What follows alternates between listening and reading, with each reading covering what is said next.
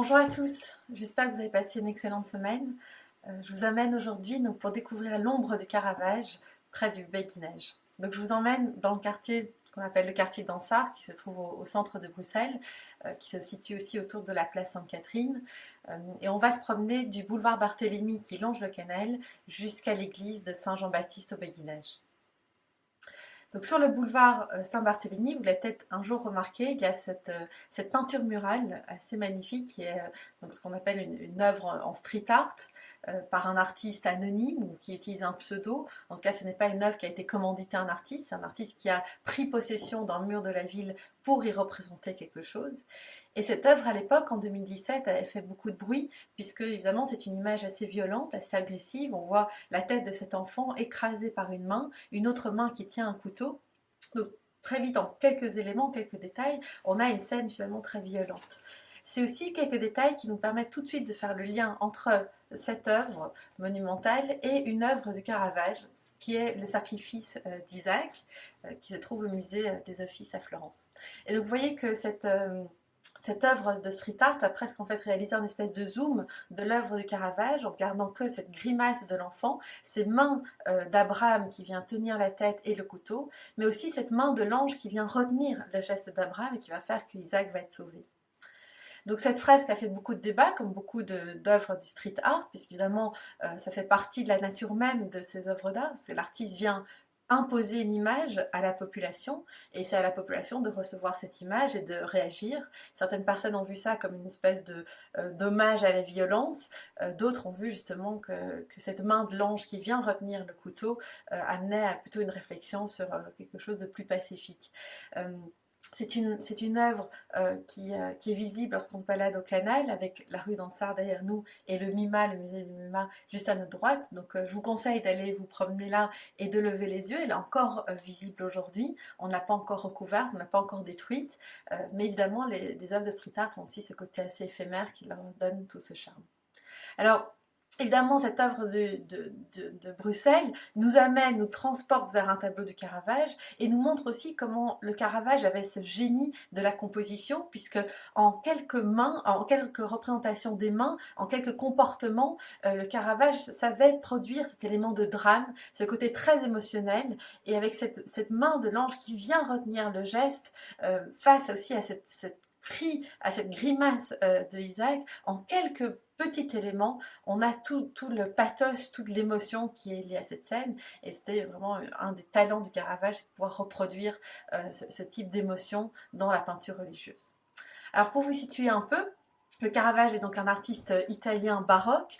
C'est un artiste qui a eu un impact très important sur l'histoire de l'art. C'est un de ces artistes révolutionnaires, un de ces artistes géniaux qui vient redéfinir les choses à la fin de la Renaissance et qui annonce donc la période baroque. Il est fort connu d'un premier point, c'est pour avoir évidemment valorisé, mis en valeur la technique du clair-obscur. Cette technique qui amène à éclairer des parties de manière très très forte et crée un contraste entre ces parties éclairées, luminées, et les ombres aussi là très sombres, très puissantes, et c'est ce contraste très fort qui amène évidemment chaque élément du tableau à avoir ce côté très sculptural et aussi ce côté très dramatique. L'autre aspect de la peinture de Caravage qui vient changer la donne, c'est le côté presque naturaliste, le côté réaliste. Dans un premier temps, le Caravage va donc représenter dans ses peintures des personnes qu'il a prises dans la rue, des modèles qui ont l'anatomie, le visage des personnes de tous les jours pour les contemporains de l'époque. Ça ramène la scène religieuse à quelque chose de très contemporain, de quelque chose de très réaliste. On n'est pas dans une idéalisation des représentations des saints, une idéalisation des représentations des témoins de la scène, c'est vraiment des visages, des comportements, des anatomies qu'on voyait tous les jours.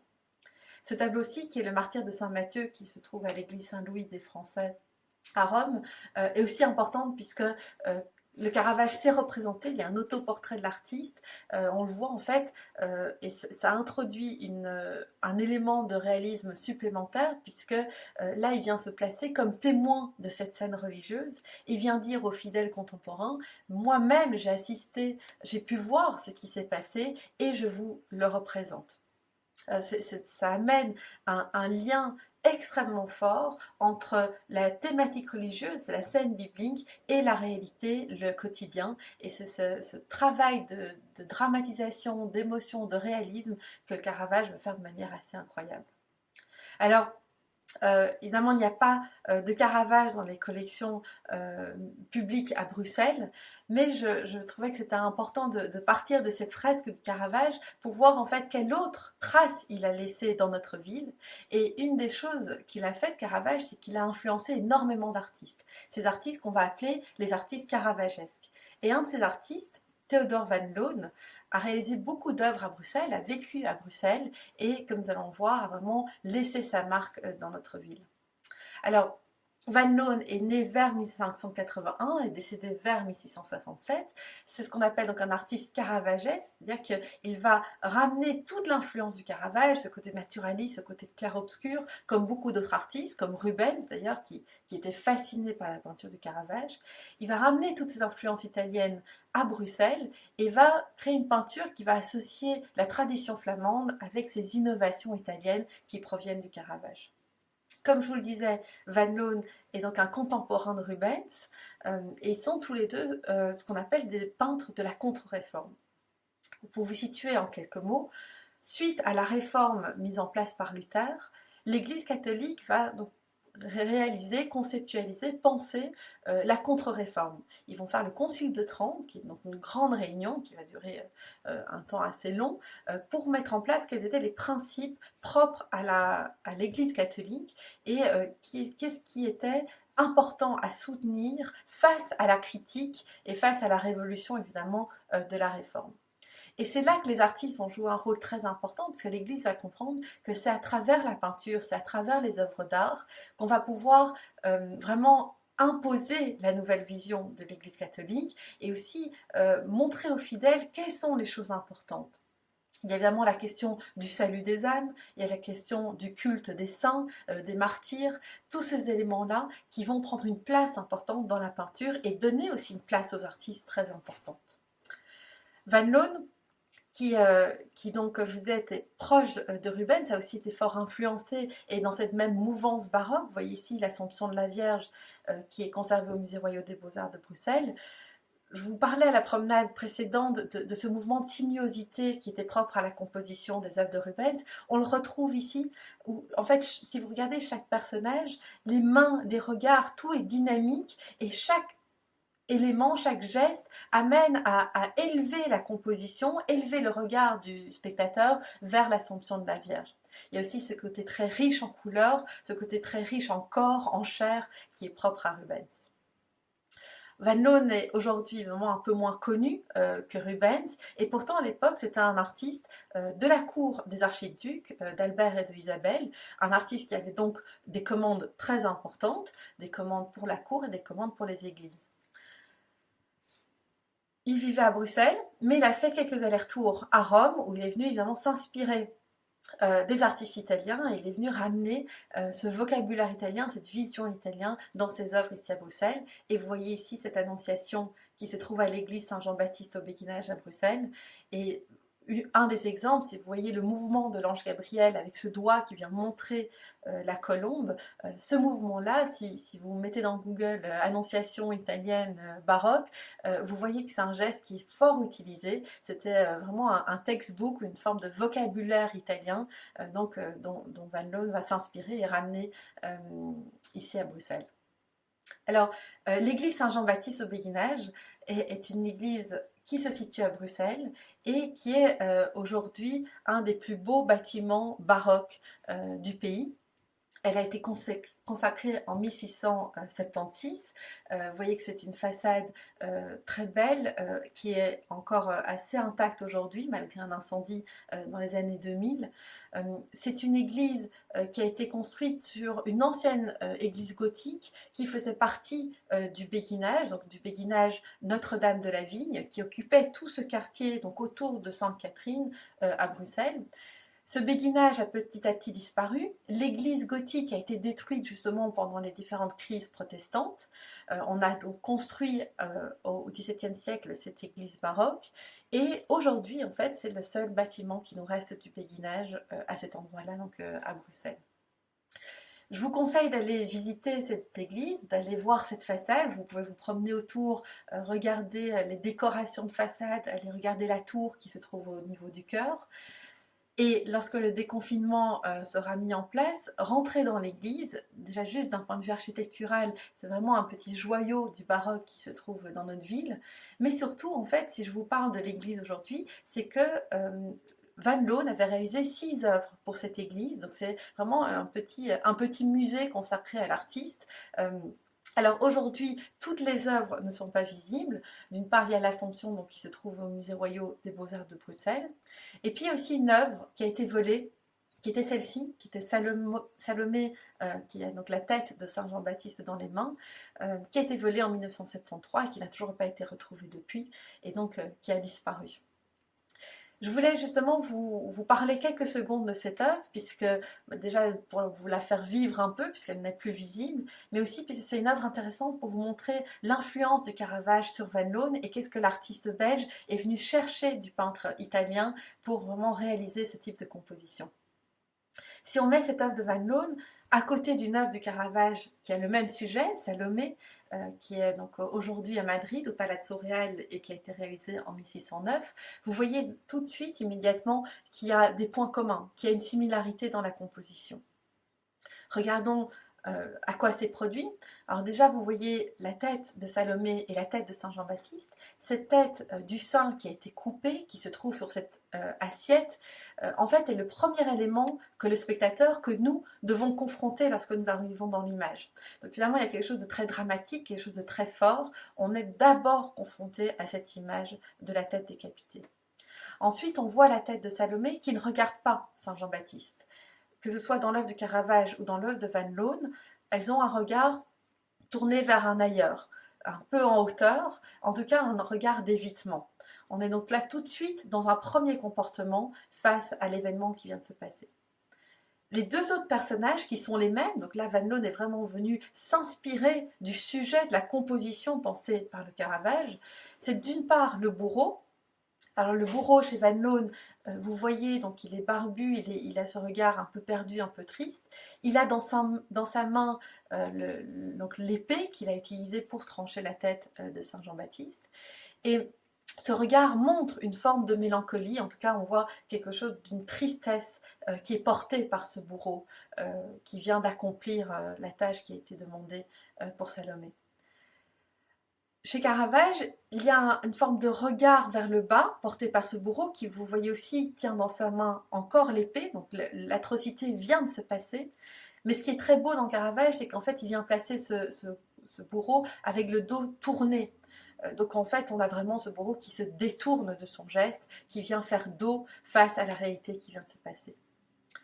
Le troisième personnage, là, on voit de nouveau aussi une citation de Van Loon de l'œuvre du Caravage, c'est cette vieille servante qui est en fait le seul personnage, que ce soit dans l'œuvre de Van Loon ou dans Caravage, qui regarde le saint, qui baisse les yeux vers la tête de Saint Jean-Baptiste, cette vieille personne qui vient peut-être représenter la sagesse, qui vient représenter en tout cas un des comportements qu'on peut avoir face à cette scène, qui est de faire face à la réalité et de regarder le drame qui s'est passé. Que ce soit chez Van Loon ou au Caravage, on voit aussi que les personnages ont été réalisés à mi-corps. Ça, c'est quelque chose que le Caravage a très fort utilisé, qui a beaucoup influencé les artistes, comme on peut le voir, puisqu'en fait, comme je vous avais dit, avec cette tête de Saint Jean-Baptiste qui nous était presque donnée à nous, on a l'impression qu'on est la prochaine personne qui va devoir rattraper cette assiette. Ce travail en mi-corps nous amène, nous, très très proches de la scène, nous amène tout de suite, nous, comme témoins de ce groupe de personnes, et ça nous demande en fait à demander aux fidèles de l'époque de justement devoir trouver son comportement, et c'est de comprendre quel était le bon comportement à adopter face à cette scène religieuse, face à cette scène biblique, et qui nous demandait en tant que bons fidèles, bons chrétiens, de pouvoir trouver le bon comportement qui était adéquat. Évidemment, en ressentant aussi toute l'émotion, tout le côté dramatique dont je vous parlais. Donc Caravage avait vraiment ce talent pour créer, et que le clair-obscur venait vraiment aider. Puis ici, on a vraiment cette petite touche de lumière et cette ombre générale.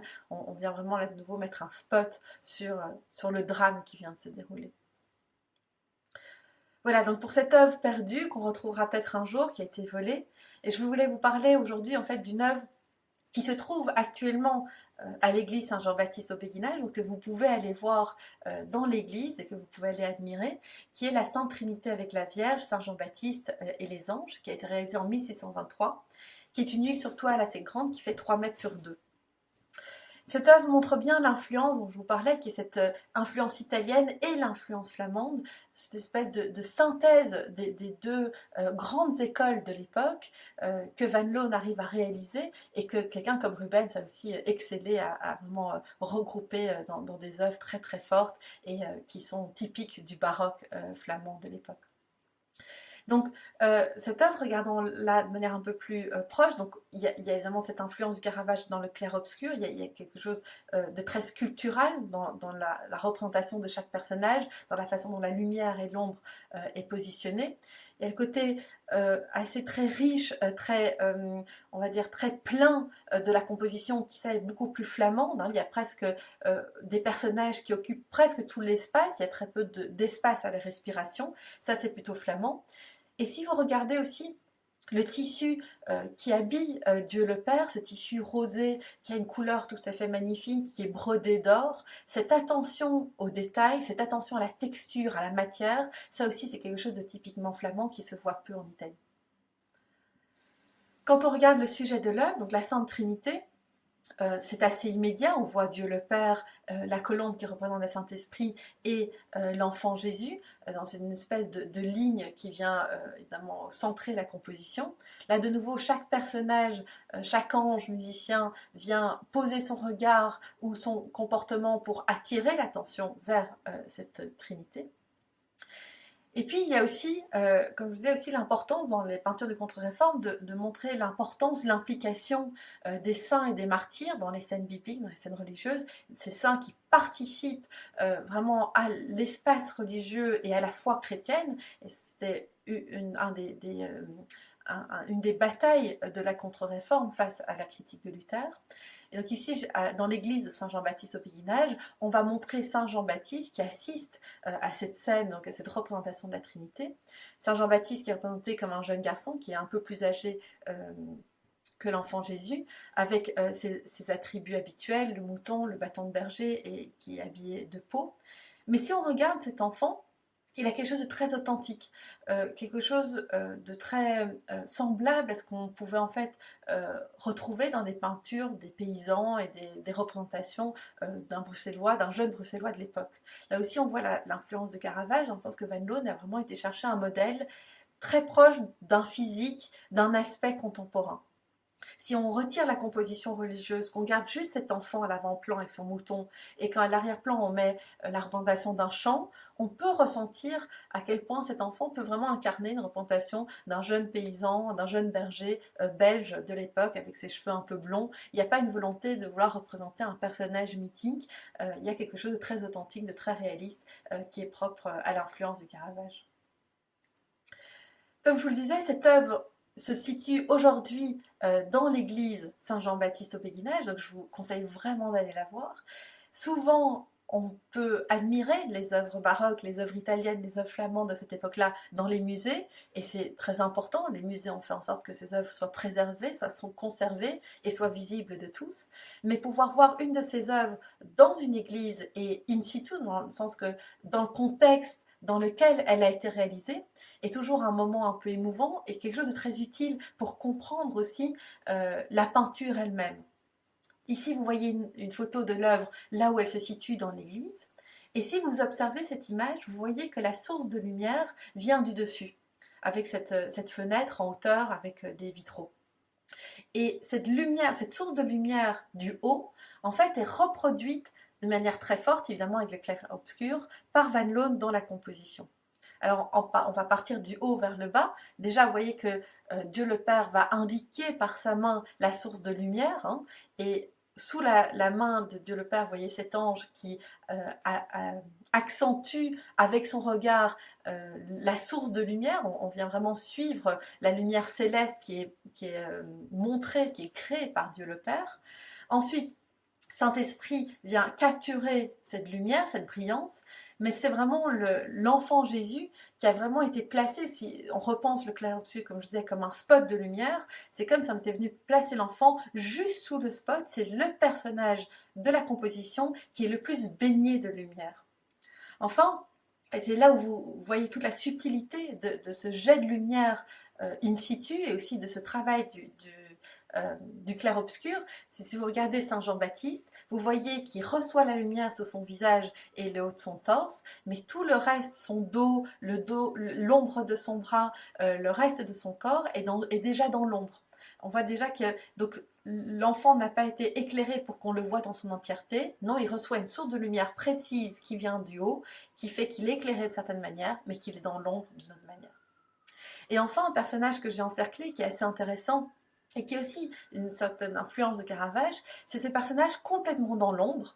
Sur la photo in situ, vous ne le voyez presque pas, il se trouve derrière la main de la Vierge Marie. Et là, vous voyez aussi qu'avec le clair-obscur, la main de la Vierge Marie est très éclairée, et lui, habillé de brun, avec cette barbe, est presque disparu dans l'ombre.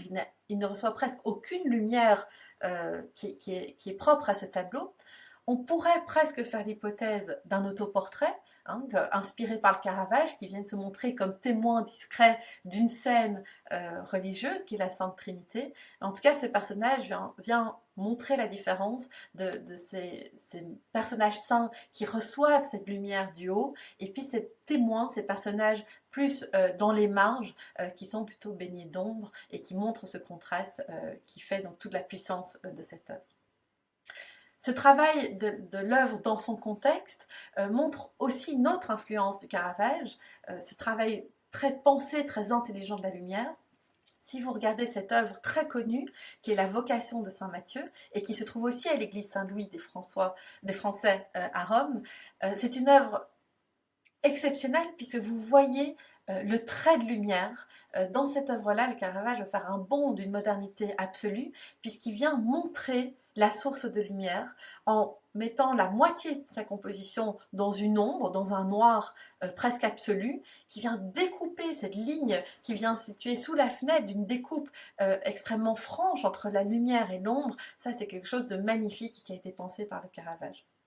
Alors, ce coup de lumière, là de nouveau, quand on pense l'image dans son contexte, n'est pas placé n'importe où, puisque l'œuvre qui se situe aujourd'hui dans l'église à Rome reçoit sa source de lumière par un petit linteau au-dessus de l'œuvre. Et donc là, de nouveau, on voit que le Caravage a pensé cette lumière très forte, cette lumière dramatique, mais qui a aussi pensé cette lumière dans un contexte de réel, et ça c'est un troisième élément qui vient amener du réalisme dans les œuvres de Caravage, c'est d'avoir pensé le contexte lumineux de la même manière en dehors du tableau qu'à l'intérieur du tableau.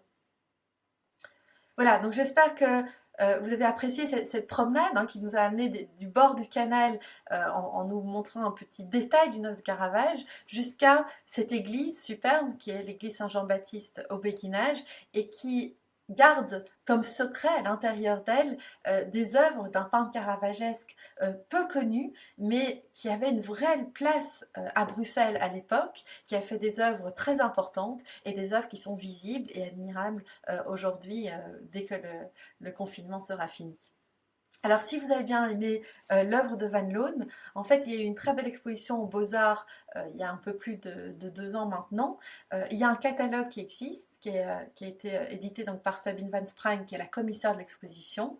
Je vous conseille vraiment de l'acquérir si vous êtes intéressé, puisque Van Loon est vraiment un de ces artistes un peu oubliés, et c'est par des expositions comme Sabine Van Sprang l'a fait, qui met en lumière un artiste, qui remet en valeur un artiste, qu'on peut comme ça enrichir notre histoire culturelle bruxelloise et mieux comprendre les différentes influences qui ont été mises en jeu à l'époque et découvrir tous ces artistes qui décorent nos églises et nos salles de musée. Je vous dis à la semaine prochaine. Au revoir.